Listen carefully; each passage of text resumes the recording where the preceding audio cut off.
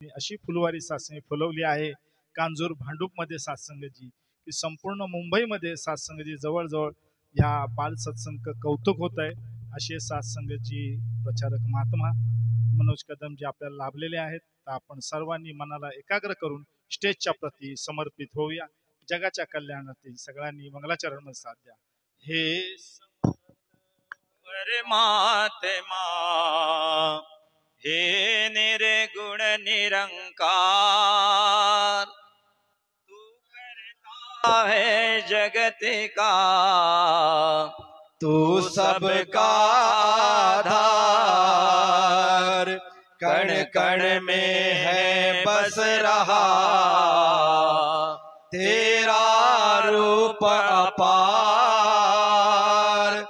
तीन काल है सत्य तू, मिथ्या है संसार, घट घट वासी हे प्रभु, अविनाशी करतार, दया से तेरी हो सभी, भव सागर से पार, निराकार साकार है तू, जग के पालनहार, है बेअंत महिमा तेरी, दाता परंपार, परम पिता परमात्मा, सब तेरी संतान, भला करो सबका प्रभु, सबका हो कल्याण, भला करो सबका प्रभु, सबका हो कल्याण।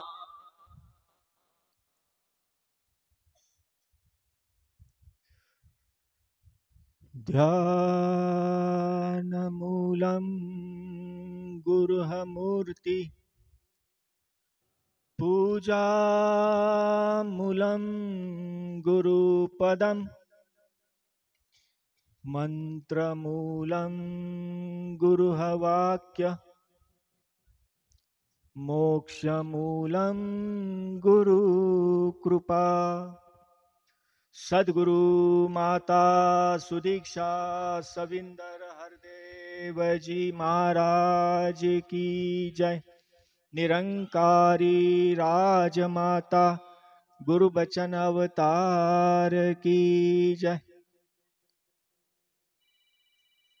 आदरणीय गुरु रूप संत जनानो प्रेमाने बोला धन निरंकार जी। तसेच आदरणीय दिनकर पाटील कुटुंबियांच्या वतीने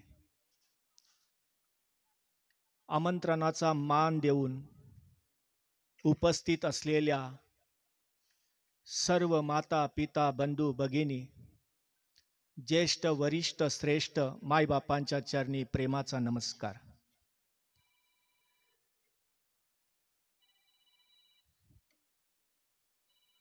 माझ्या भाविक सज्जनांनो, निमित्त गृहप्रवेशाचं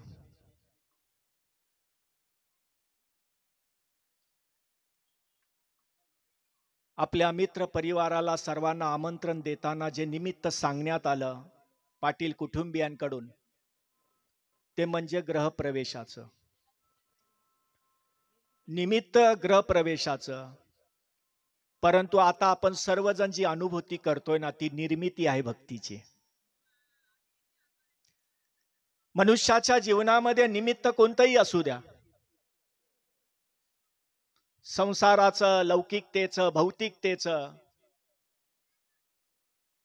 निमित्त कोणतंही असू द्या, परंतु अध्यात्म सांगतं निर्मिती भक्तीची झाली पाहिजे।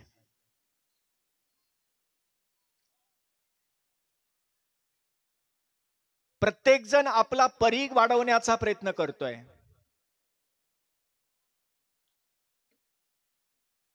प्रत्येक जण निमित्त घेतोय की माझा परीख वाढला पाहिजे, शारीरिक, मानसिक, संसारिक, शैक्षणिक, व्यावहारिक सर्व प्रगतीचा विस्तार झाला पाहिजे. सर्वांना परीख काढण्याची फारच घाई आहे, पण ती चुकीची सुद्धा नाहीये. कारण की ते मनुष्य कर्तव्यच आहे. जन्मला आल्यापासून प्रत्येकाने आपली प्रगती करावी, आपला विस्तार करावा. परंतु एक ठिकाणी कुठेतरी गडबड होते, आणि ती गडबड आहे, प्रत्येक जण परीख काढण्याचा प्रयत्न करतोय, परंतु केंद्रबिंदू पकडायला मात्र कोणीच तयार नाहीये. एका वर्गामध्ये शिक्षकांनी सर्व मुलांना आपल्या वहीवरती एक वर्तुळ काढायला सांगितलं. मुलांनी पेन्सिल हातात घेतली, आपापल्या यथामती यथाशक्ती विचाराने त्यांनी वर्तुळ काढण्याचा प्रयत्न केला. आणि जेव्हा सर्वांचं वर्तुळ जेव्हा पाहण्यात आलं, तेव्हा प्रत्येकाच्या वर्तुळामध्ये काहीतरी कमी होतीच, काहीतरी उणीव राहिलीच होती. कुणाचं वर्तुळ या बाजूने वाकलं होतं, कुणाचं वर्तुळ या बाजूने वाकलं होतं, कुणाचं वर्तुळ वरच्या बाजूने वरतीच गेलं होतं, तर कुणाचं वर्तुळ खालच्या बाजूने वरती गेलं होतं. कुणाचंही विद्यार्थ्याच्या मुलाचं कुणाचंही वर्तुळ त्या वहीवरती व्यवस्थित आलंच नव्हतं. तेव्हा त्या शिक्षकांनी मुलांना सांगितलं, ठीक आहे, तुम्ही आता यथामती यथाशक्ती तुमच्या परीने तुम्ही तुमच्या वहीवरती वर्तुळ काढलेलं आहे, त्याच्यामध्ये उणीव राहिलेली आहे, त्याच्यामध्ये कमतरता राहिली आहे, काही हरकत नाही. पण आता मी सांगतो त्या पद्धतीने वर्तुळ काढण्याचा प्रयत्न करा. त्यांनी सांगितलं की तुमच्या कंपासमध्ये कंपास आहे, ज्याला आपण कर्कटक म्हणतो, त्या कंपासामध्ये पेन्सिल लावा आणि जे सुई सारखं टोक आहे लोखंडाचं, त्या कर्कटकाचं, तिथे एक केंद्रबिंदू निश्चित करा आणि ते टोक तिथे स्थिर करा. आणि मग ते पेन्सिल लावलेलं जे कर्कटक आहे ते त्याच्या भोवती फिरवा. माझ्या मायबापांनो, भाविक सज्जनांनो, संसार करणाऱ्या परमार्थ करणाऱ्या भाविकांनो, आश्चर्य काय झालं माहितीये का? शिक्षकांनी सांगितल्याप्रमाणे संत जनानो त्यांनी ते वर्तुळ काढलं, कंपास घेतला, पेन्सिल टाकली, केंद्रबिंदू निश्चित केला आणि ते टोकेरी सुईचं टोक त्या केंद्रबिंदूवरती स्थिर केलं. आणि मग तो वर्तुळ काढण्याचा प्रयत्न झाला आणि म्हणता म्हणता सर्वच मुलांचं वर्तुळ बरोबर आलेलं होतं.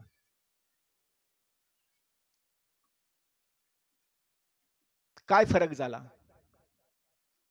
मुलांनी आपल्या मतीने आपल्या विचाराने जेव्हा ते वर्तुळ काढण्याचा प्रयास केला, प्रयत्न केला, तेव्हा ते वर्तुळामध्ये उणीव राहिली, कमतरता राहिली. परंतु गुरुने सांगितलेल्या, शिक्षकाने सांगितलेल्या, गुरुजींनी सांगितलेल्या मताला धारण करून, विचाराला धारण करून, युक्तीला धारण करून जेव्हा त्या मुलांनी ते वर्तुळ काढलं, तेव्हा ते वर्तुळ बरोबर आलं. माय बापांनो, हे आमच्या जीवनातलं छोटंसं उदाहरण आहे, परंतु हे जीवनासाठी फार पोषक उदाहरण आहे. कारण की जेव्हा मी माझ्या यथामतीने माझा विस्तार करण्याचा विचार करतो, तेव्हा तिथे उणीवा राहतात, त्यात कमतरता राहतात, तिथे संकट येतात, तिथे दुःख येतं, तिथे यातना येतात, तिथे विघ्न येतात. परंतु जेव्हा जेव्हा मनुष्य अध्यात्माच्या विचाराला केंद्रबिंदू बनवतो, जेव्हा मनुष्य सद्गुरूच्या मताला, गुरुच्या मताला केंद्रबिंदू बनवतो, त्या विचाराने, त्या दृष्टीने, त्या युक्तीने जेव्हा तो आपल्या जीवनाचा परीघ वाढवण्याचा प्रयत्न करतो, तेव्हा तो त्याचा परीघ नीटनेटका आलेला असतो. आणि त्या परीघाला कुठेतरी मायेचा, प्रेमाचा, आपुलकीचा, दया, क्षमा, शांतीचा, सुखाचा एक वलय सुद्धा आलेला असतं. मला या उदाहरणातून एकच गोष्ट इथे सांगायची आहे त्या सर्व भाविकांच्या चरणी. घर बांधलं, कार्यक्रम ठेवला, सर्वांना बोलवलं, परंतु घराची चर्चा नाही. किती पैसा लागला, किती वेळ लागला, किती खर्च झाला, कोणती कोणती विघ्न आली, कोणती विघ्न कशी कशी पार पडत गेली, या कोणतीही गोष्टीची वाच्यता मगासपासून 15-20 मिनिटं आमच्या आदरणीय दिनकर पाटीलजींनी आपल्या समोर व्यक्त केली. त्याच्यामध्ये घराची कोणतीही चर्चा नव्हती, संसाराची कोणतीही चर्चा नव्हती.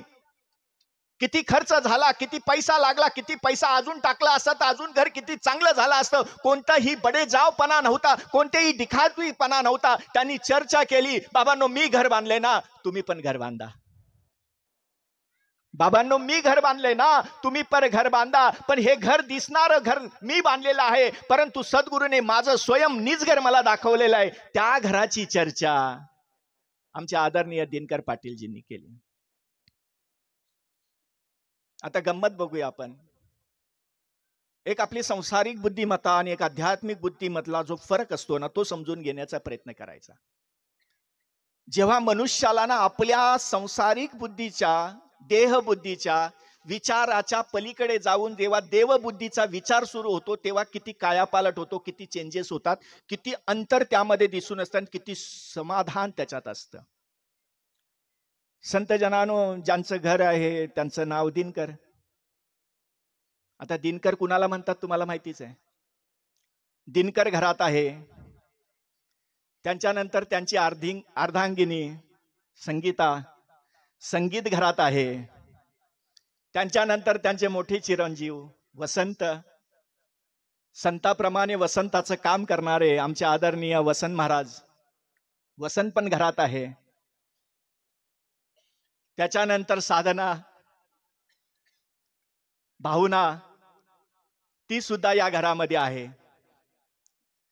दिनकर घरामध्ये आहे, संगीत घरामध्ये आहे, वसंत घरामध्ये आहे, भावना घरामध्ये आहे. परंतु खऱ्या अर्थाने या घराला घर पण आलंय ते दिनकरमुळे नाहीये, संगीतमुळे नाहीये, वसंतमुळे नाहीये, भावनेमुळे नाहीये, तर या सर्व रचनेला एकत्र करून ठेवणारा जी परमसत्ता परमात्मा आहे ती या घरामध्ये प्रवेश झालाय. आणि म्हणून संत जनानो या घरामध्ये आनंद आहे, म्हणून या घरामध्ये सुख आहे, म्हणून या घरामध्ये शांती आहे. आता याच गोष्टीला थोडंसं विस्तारित करत आपण पाहूया. जे आमच्या आदरणीय संयोजक महाराजांनी जे तुम्हाला विनंती केली, किंवा इथे येणारा प्रत्येक वक्ताची विनंती करतो, त्या गोष्टीकडे आपण केंद्रित होण्याचा प्रयत्न करूया. संत जनानो, आपण घर बांधायला चालू करूया. एक माणूस काबाड कष्ट करून एक मनाशी स्वप्न बाळगलं त्याने, की माझं घर असावं, माझं घर असावं, माझं घर असावं. पैशाला पैसा जोडला, दिवस रात्र काम केलं, काबाड कष्ट केले, रात्र दिवस एक केला, आपलं घर बांधण्याचं स्वप्न ठेवलं, पैसा जमा झाला, घर बांधायला सुरुवात केली. पहिला त्यांनी पाया बांधला. प्रेमाने बोला, पहिला त्यांनी काय बांधला? पाया बांधला. पाया कशाने बांधतात? दगड, रेती, सिमेंट याच्या माध्यमातून पाया बांधला. त्याच्यानंतर त्याच्यावरती इमारती, भिंत उभं करण्यात आली. भिंतीसाठी मटेरियल कोणतं वापरलं? विटा, रेती, सिमेंट. त्याच्या माध्यमातून ते घर बांधण्यात आलं. त्याच्यानंतर त्याच्यावरती स्लॅब टाकण्यात आला सिमेंट रेतीच्या माध्यमातून, किंवा कौलारू छप्पल बांधण्यात आलं. पण मटेरियल काय काय लागलं ते मी तुम्हाला सांगतो, आणि ते तुम्हाला सर्वांनाच माहिती आहे की पाया बांधण्यासाठी मटेरियल लागलं, दगडी, विटा, रेती, सिमेंट लागलं. भिंती बांधण्यासाठी विटा, रेती, सिमेंट लागलं. स्लॅब बांधण्यासाठी रेती, सिमेंट लागलं. संत जनानो, या माध्यमातून घर तयार झालं. आता तो व्यक्ती त्या घरामध्ये राहायला लागलेला आहे, पण त्याच घरामध्ये त्याला घरघर लागले. त्याच घरामध्ये त्याला घरघर लागले. घर काय, घर पण घेत नाहीये, याच्याने तो घरघर करत राहिलेला आहे, चिंतेत आलेला आहे. आणि मग त्याला कसं तरी जाणवलं, बाबा घरामध्ये शांती येण्यासाठी, घरामध्ये सुख येण्यासाठी, घरामध्ये दिनकराचा प्रकाश येण्यासाठी, घरामध्ये भक्तीचं संगीत येण्यासाठी, घरामध्ये वसंत फुलण्यासाठी, घरामध्ये पवित्र भावना येण्यासाठी आवश्यकता आहे ती म्हणजे देवाची. आवश्यकता आहे ती देवाची. म्हणून या घरामध्ये क्लेश वाढत चालला होता, द्वेष वाढत चालला होता, तक्रारी वाढत चालल्या होत्या, पती पत्नींमध्ये भांडणं व्हायला लागली, मुलांमध्ये भांडणं व्हायला लागली. आणि हा माणूस कंटाळला, वैतागला आणि मंदिरात जाऊन बसला. मंदिरात बसला. आता विचार करा, मंदिर कशाने बांधलं हो? मंदिर कशाने बांधलं? खरं सांगा. मंदिराचा पाया कशाने बांधला? जे घराला मटेरियल वापरलं तेच मटेरियल मंदिराच्या पायाला वापरलं. ज्या भिंती घराच्या ज्या मटेरियलने उभ्या केल्या त्याच मटेरियलने त्या मंदिराच्या मूर्त्या भिंती उभ्या केल्या. त्यानंतर जे स्लॅब घराला बांधलं त्याच मटेरियलने, त्याच मटेरियलच्या सहकार्याने मंदिरचं स्लॅब सुद्धा टाकलं. आता माझा तुम्हाला प्रश्न आहे, ज्या मटेरियलने घर बांधलंय, त्याच मटेरियलने मंदिर बांधलंय, त्या घरामध्ये शांती भेटत नाही. देवळामध्ये शांती कशी काय भेटते? कारण काय आहे? ज्या मटेरियलने, ज्या वस्तूने, ज्या मेहनतीने आपण घर बांधतो, त्या घरामध्ये माणसाला शांती भेटत नाहीये. परंतु जे मंदिर त्याच मटेरियलने बांधलेलं आहे, त्याच मेहनतीने बांधलेलं आहे, त्याच भावनेने बांधलंय, परंतु त्या मंदिरामध्ये गेल्यानंतर शांती भेटते कशी, मिळते कशी? माणूस तिथे समाधानी होतो कसा, शांत होतो कसा? काय कारण असेल काय? कधी आपण विचार केला का? मटेरियल तेच आहे, इथे पण मटेरियल तेच वापरले, वस्तू त्याच मंदिरासाठी वापरलेल्या आहेत, पण घरामध्ये माणूस अशांत आहे, द्वेष आहे, क्लेश आहे, ईर्ष्या आहे, भांडणं आहे, तंट आहेत, माणूस माणसाचा वैरी होत चाललाय. परंतु मंदिरामध्ये गेल्यानंतर हा द्वेष, ईर्ष्या सर्व निघून जातात. एक मनाचं समाधान, मनाची शांती तिथे येते तरी कशी? त्याच्या मागचं एकच कारण आहे. जास्त बुद्धीवर ताण देऊ नका, माहिती आहे तुम्हाला. त्याचं एकच कारण आहे, घरामध्ये माणसांचं वास्तव्य असतं आणि मंदिरामध्ये बोला ना दादांनो, मंदिरामध्ये देवाचं वास्तव्य असतं. म्हणजे एक गोष्ट खरी झाली, जिथे देवाचं वास्तव्य असतं तिथे शांती आहे, तिथे सुख आहे, तिथे प्रेम आहे, तिथे आनंद आहे, तिथे एकोपा आहे, तिथे एकमत आहे, तिथे एकता आहे. परंतु जिथे माणसांचं सानिध्य आहे तिथे क्लेश आहे, तिथे द्वेष आहे, तिथे ईर्ष्या आहे, तिथे पाप आहे, तिथे पुण्य आहे, तिथे ह्या सर्व गोष्टी एकामेकांमध्ये गुंतलेल्या आहेत. इथे गुंता आहे आणि इथे सोडवणूक आहे. मग आता काय करायचंय? अध्यात्म काय सांगतं? निरंकारी मिशनच नाही सांगत. आमचे पुरातन साधू संत सांगून गेले, जर घरामध्ये शांती आणायची असेल, घरामध्ये सुख आणायचं असेल, घरामध्ये भक्तीचं संगीत वाजलं पाहिजे, घरामध्ये भावना पवित्र झाल्या पाहिजेत, घरामध्ये वसंत फुलला पाहिजे, घरामध्ये दिनकराचा प्रकाश यावा लागेल, तर माझ्या माय बापानो केवळ नावं ठेवून चालणार नाही, तर परमात्म्याचं वास्तव्य यावं लागेल. परमात्म्याचं वास्तव्य करावं लागेल. परमात्म्याची प्राण प्रतिष्ठापना करावी लागेल. आणि जेव्हा घरामध्ये परमात्म्याची प्राण प्रतिष्ठापना होईल, घरामध्ये जेव्हा संत जनानो देवाचं वास्तव्य निर्माण होईल, तेव्हा त्या घरामध्येच तो आनंद त्याच माणसांमध्ये राहून आनंद, प्रेम, नम्रता, सहनशीलता, विशालता, एकोपा, आनंद, आपुलकी या सर्वच गोष्टी आपोआप येतील. म्हणजे मंदिरामध्ये ज्या देवाचं वास्तव्य आहे ना, ते वास्तव्य आपल्या घरामध्ये आणा. आणि घरामध्ये आणण्यापेक्षा ना आपल्या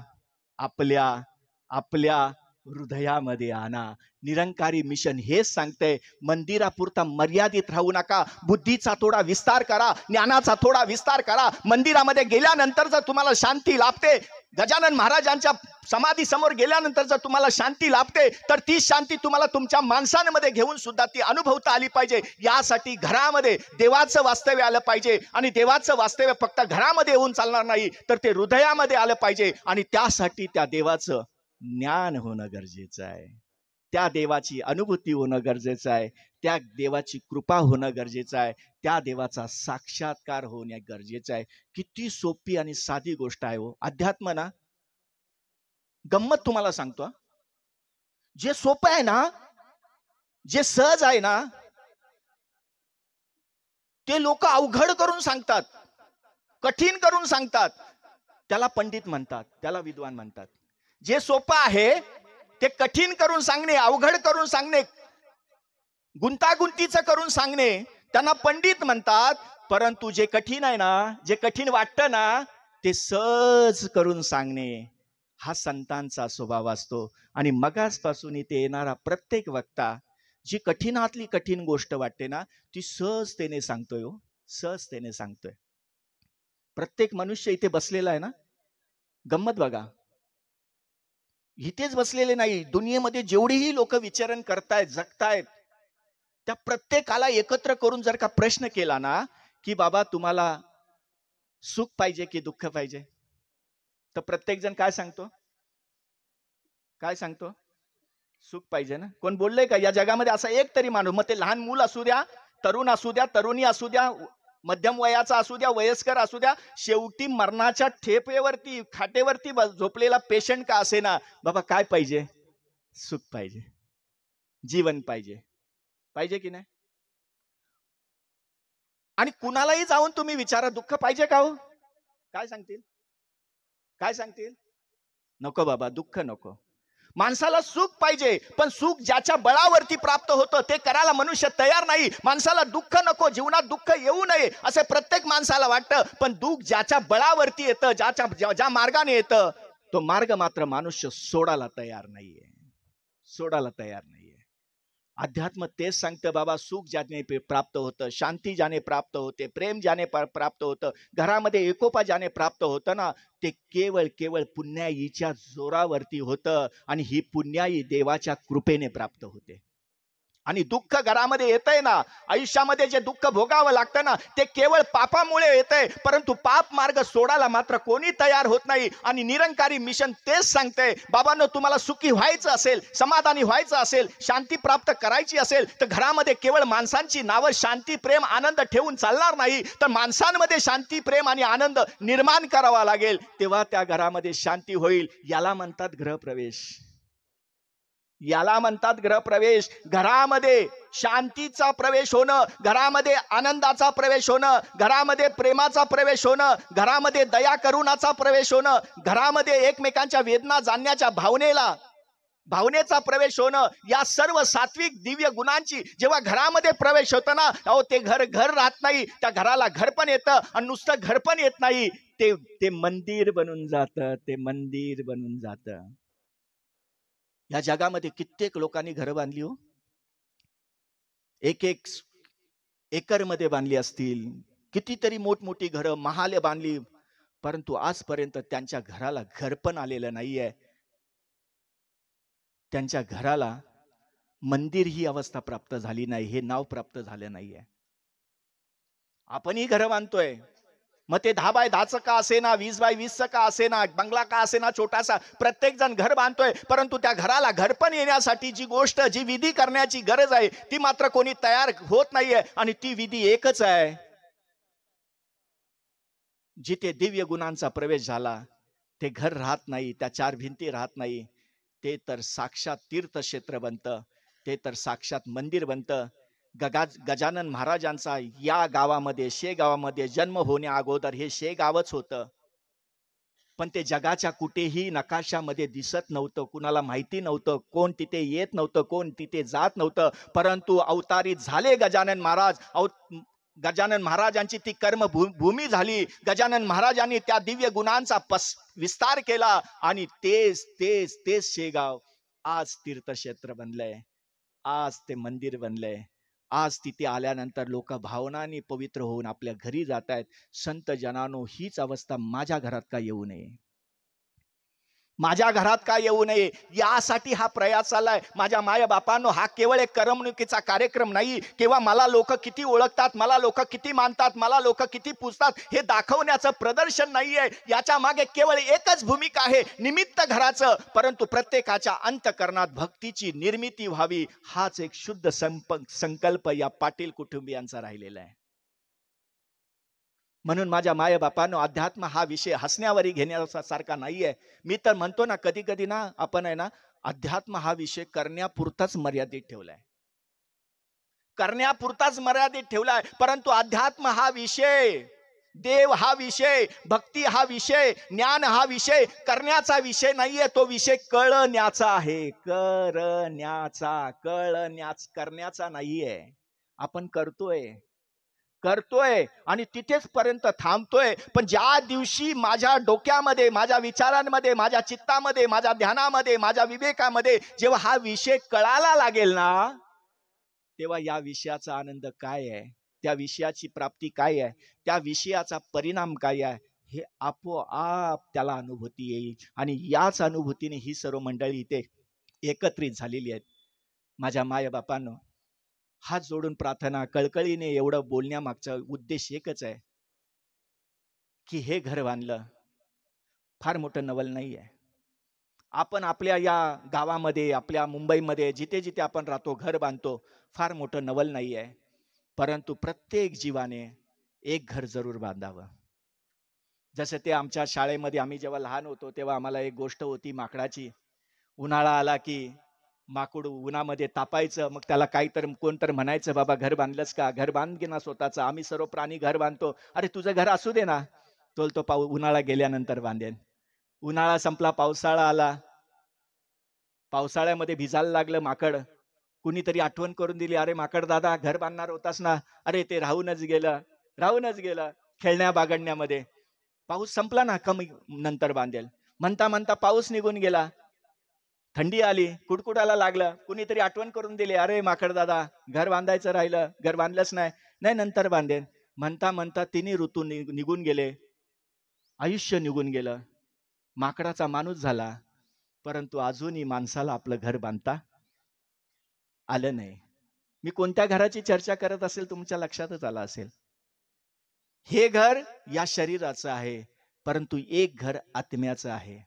पाचामध्ये पाच मिसळती, जागा कोठे आत्म्यासाठी? त्या आत्म्याचं ठिकाण कुठचं आहे? आत्म्याची जागा कोणती आहे? आत्म्याचं निजधाम कोणतं आहे? हे जोपर्यंत कळत नाही तोपर्यंत संत जनानो, भौतिकीय लोकावरती कितीही घरं बांधा, काही मोठं काम नाहीये, काही मोठा नाव लौकिक नाहीये, परंतु ज्याने ज्याने ज्याने परलोकात आपलं घर बांधलं, परलोकाच्या घराची प्राप्ती केली, तो धन्य आहे, तो पुजतो. एक गाव होतं आणि त्या गावाचा एक नियम होता, त्या राज्याचा एक नियम होता की या गावामध्ये 5 वर्ष राज्य करायला एका व्यक्तीला भेटतील, तो राजा बनेल. पण 5 वर्षानंतर, 5 वर्षाचं राजवैभव उपभोगल्यानंतर त्याला समोरच्या हिंस्र प्राण्यांच्या जंगलांमध्ये सोडलं जाईल आणि तिकडे जाणं म्हणजे मृत्यूच्या दाढेत जाणं. आता काही लोक म्हणायला लागली, चला राजाच बनायचं आहे, 5 वर्षाचं का होईना, 100 वर्ष आयुष्य मी रडत खडत जगण्यापेक्षा ना 5 वर्षाचा राजा बनतो.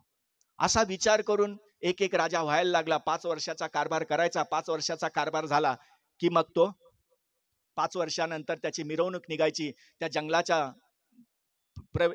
सीमेजवळ जायचं आणि मग त्याला एकट्याला पुढे ढकललं जायचं, त्याला सोडलं जायचं आणि सर्व जनता मागे यायची. एक राजा झाला, 2 राजा झाले, अशी बरीच 5-5 वर्ष करता करता बरेचसे राजा गेले आणि नंतर एका व्यक्तीला संधी मिळाली. प्रेमाने बोला. फार महत्वपूर्ण विषय लक्षात घ्या. ह्या कार्यक्रमाचा जो उद्देश आहे किंवा यांनी जी निर्मिती करण्यामागचं कारण आहे ना, त्याचं एक मुख्य कारण आहे. आणि एक व्यक्ती राजा झाला, 5 वर्ष सुंदर रीतीने प्रजेचं जी काय कार्य होती, कामं होती, प्रेमाने, आनंदाने, आपुलकीने एक नाव लौकिक त्याने कमावलं आणि फार सुंदर झालं. 5 वर्षानंतर त्याचा तो कार्यभार संपला आणि मग त्याला विनंती करण्यात आली की तुमचा कार्यभार संपलेला आहे. पण तरी सुद्धा त्यांच्या मनात होतं की असाच राजा या राज्याला भेटावा, आपल्या गावाला भेटावा. म्हणून पण तो नियम आहे. राजा म्हटला, काही हरकत नाही, जो नियम सर्वांनाच होता तो मला सुद्धा लागू आहे, चला मी तयार आहे जायला. आणि तो मिरवणूक बसलेला आहे, सर्व लोक रडत आहेत आणि हा हसतो आहे. प्रधानाने पाहिलंय. आजपर्यंत एवढे राजे येऊन गेले, 5 वर्ष हसत हसत राज्य केलं, पण जाताना मात्र ते रडत होते, आम्ही हसत होतो. परंतु हाच एक राजा असा मला दिसतोय की जो हसतोय आणि सर्व प्रजा रडते की हा राजा आम्ही गमावणार, या राजा आता आम्हाला भेटणार नाही. याने फार राजाचं रक्षण केलं, याने फार सुरक्षा केली, याने चांगली चांगली कामं केली आणि आता हा चाललेला आहे. प्रधानाने हळूच त्या राजाच्या जवळ गेलाय आणि म्हणतोय, राजा मला जे वाटतंय ते तुमच्या समोर बोलतो. एवढे राजे आले, हसत हसत राज्य केलं, परंतु जेव्हा सोडण्याची वेळ आली तेव्हा ते रडत होते आणि प्रजा हसत होती. आता चित्र उलट आहे. आता प्रजा रडते आहे आणि तुम्ही हसताय. तुमच्या चेहऱ्यावरती मृत्यूचं भय नाहीये, तुमच्या चेहऱ्यावरती चिंता नाहीये, तुमच्या चेहऱ्यावरती दुःख नाहीये, तुमच्या चेहऱ्यावरती संकट दिसत नाहीये. तेव्हा तो राजा म्हणतो, याचं उत्तर मी तुला आता नाही देणार. याचं उत्तर तुला देण्यासाठी तुला माझ्या बरोबर जंगलात यावं लागेल. तुला माझ्या बरोबर कुठे यावं लागेल? जंगलात यावं लागेल. ठीक आहे, आता उत्तर मिळवायचं तर राजा बरोबर जाऊया जंगलामध्ये. आणि म्हणता म्हणता प्रजा त्या जंगलाच्या जवळ आलेली आहे. प्रजेला थांबवण्यात आलेलं आहे. प्रधान म्हणतो, या राजाच्याच बरोबर काही पावलं मला थोडं पुढे जायचं आहे आणि नंतर हा राजा पुढे निघून जाईल आणि नंतर मी परत मागे येईन. आणि जेव्हा तो प्रधान त्या राजाच्या बरोबर जंगलाच्या आतमध्ये काही पावलं अंतर चालल्यानंतर गेला, 1 मैल 2 मैल गेला आणि पाहतो तर काय, त्या जंगलामध्ये एक नगर वसवलं होतं. त्या जंगलामध्ये एक वेगळी माणसांची दुनिया बसवली होती. सर्व सुखसुविधेने ते जंगल पूर्णपणे आतमध्ये माणसांच्या सुखसुविधेने नटवलं होतं. आणि तेव्हा त्या राजाने सांगितलं, हे बघ, मी 5 वर्ष राज्यकारभार करत होतो ना, त्या राज्यकारभाराच्या वेळेत मी माझ्या व्यवस्था अगोदरच करून ठेवली. कारण की 5 वर्षानंतर मला जायचंच आहे, तर जिथे मला जायचंय ती व्यवस्था मला आत्ताच करून ठेवायला लागेल. त्या 5 वर्षाच्या कारभारामध्ये, त्या 5 वर्षाच्या सर्व प्रजेची कामं करता करता मी माझ्या स्वतःचा ठिकाणा सुद्धा तयार करून ठेवला, निवडून ठेवला आणि त्याला सुखरूपपणे, म्हणून मला चिंता नाही. कबीरा जब हम पैदा हुए, कबीरा जब हम पैदा हुए तो जग हंसा हम रोए, अरे अरे ऐसी करनी कर चले, ऐसी करनी कर चले, हम हसे और जग रोए.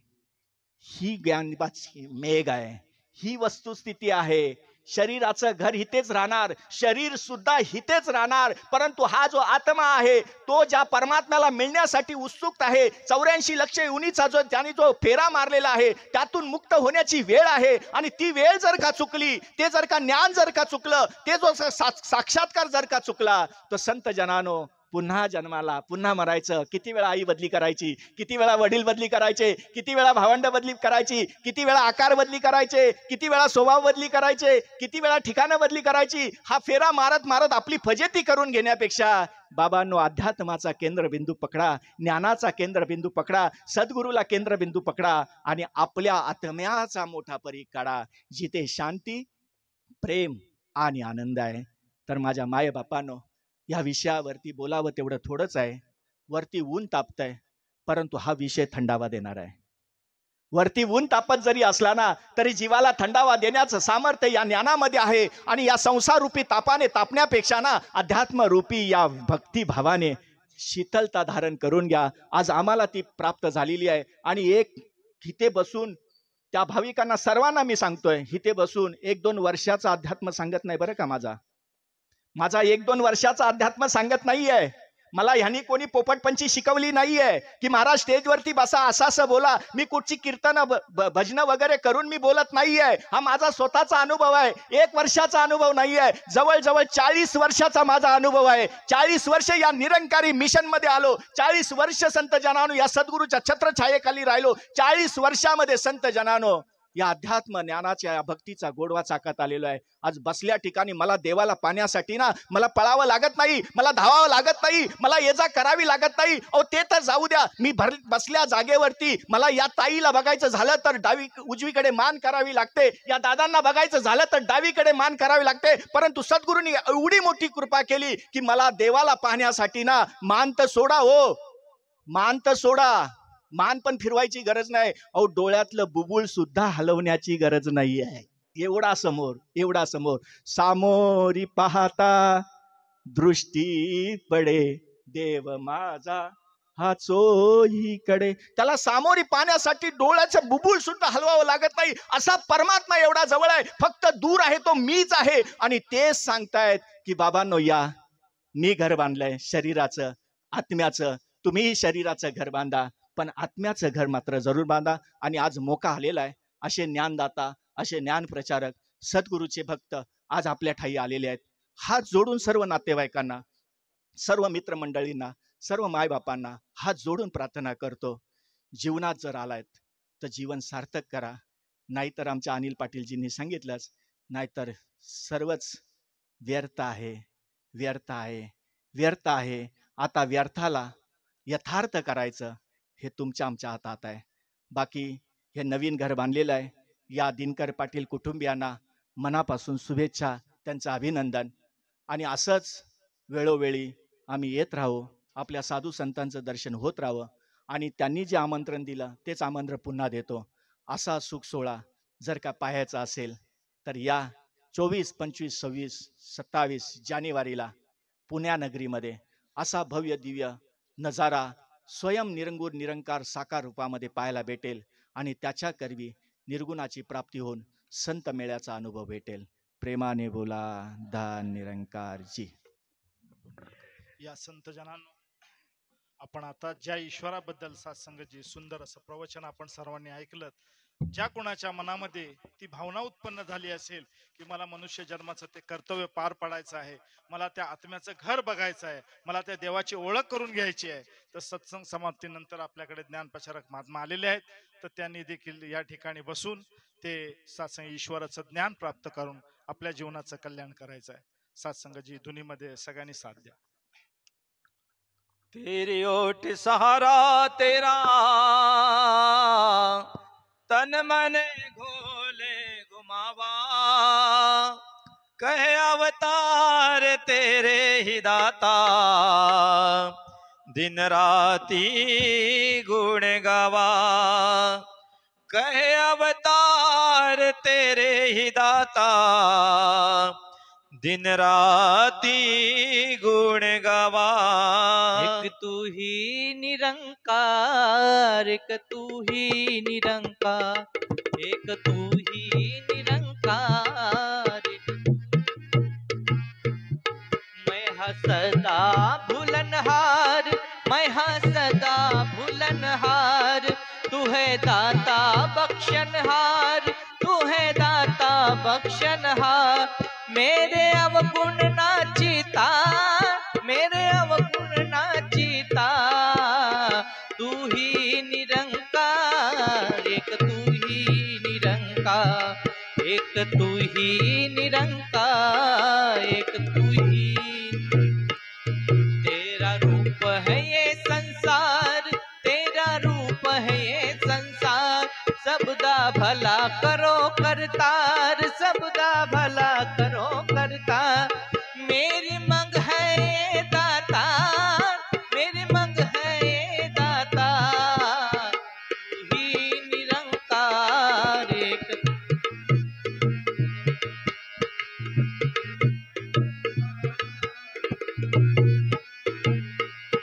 मेरा डोले ना एतबार, मेरा डोले ना एतबार, बख्शो श्रद्धा भक्ति प्यार, बख्शो श्रद्धा भक्ति प्यार। करा मैं संता दा सत्कार, करा मैं संता दा सत्कार, तू ही निरंकार, एक तू ही निरंकार, एक तू ही निरंकार, एक तू ही निरंकार। सद्गुरु माता सुदीक्षा सविंदर हरदेव जी महाराज की जय। निरंकारी राजमाता गुरुवचन अवतार की जय। प्रेमाने बोलूया धन्यवाद।